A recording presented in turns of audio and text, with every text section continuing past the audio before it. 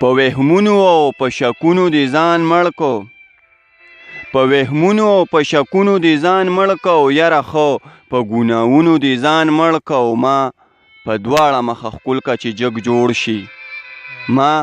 په دواړه مخه ښکل که چې جګ جوړ شي د مولا په تعویزونو دې ځان مړ کو زه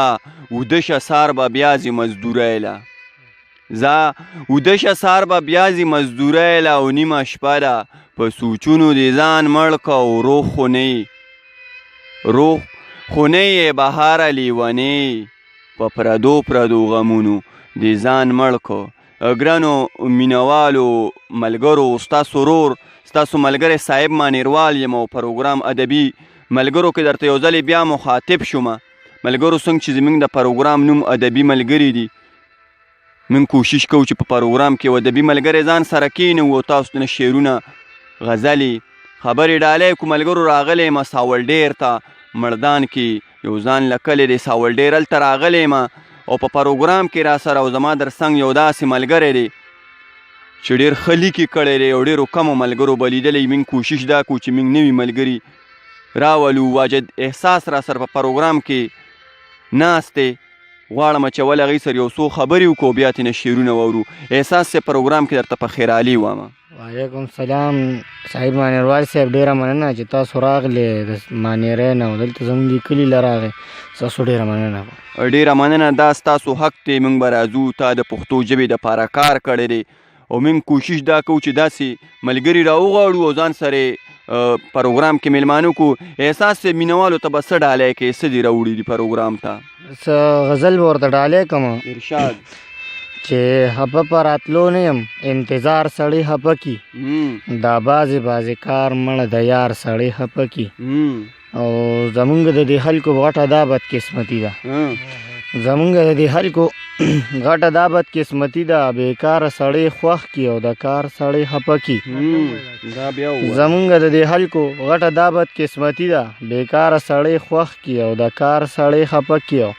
دا زه یوازې نه وایم بلا خلک لګیا دی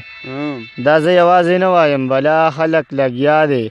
او چې غم د بلتانه په یو ناتار سړی خفه کی او عشق په تمه ناست وي چې خبر به د یار راوړي په چپه خوله چې راشي نو ریبار سړی خفه کی ډېر خو او سر په سنګل راته یخو دی دا یوې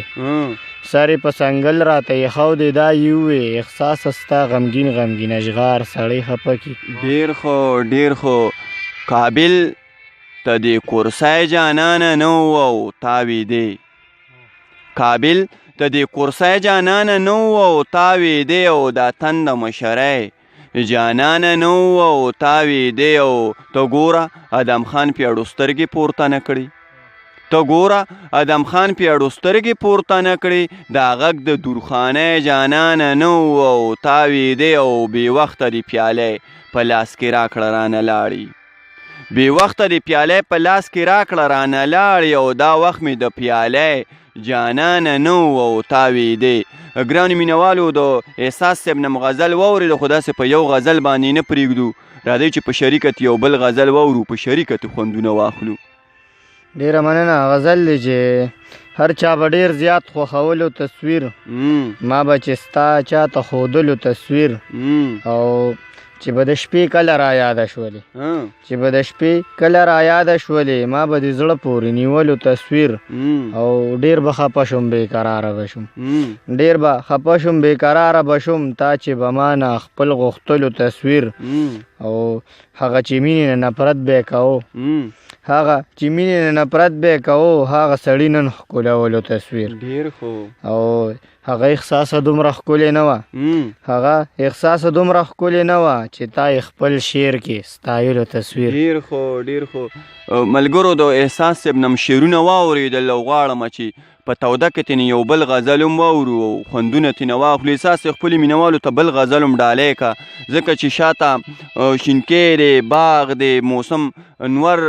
راختېدلی دی ځکه ډېر زیات ساړو ډېر ښه لګي او له شعرونو هم را باندې ښه لګي غواړم چې ملګري هم ترېنه خوندونه واخلي او مونږ ترېنه هم واخلو ډېره مننه غزل دی چې د ستا د لاسه په زړګي بیمار شوم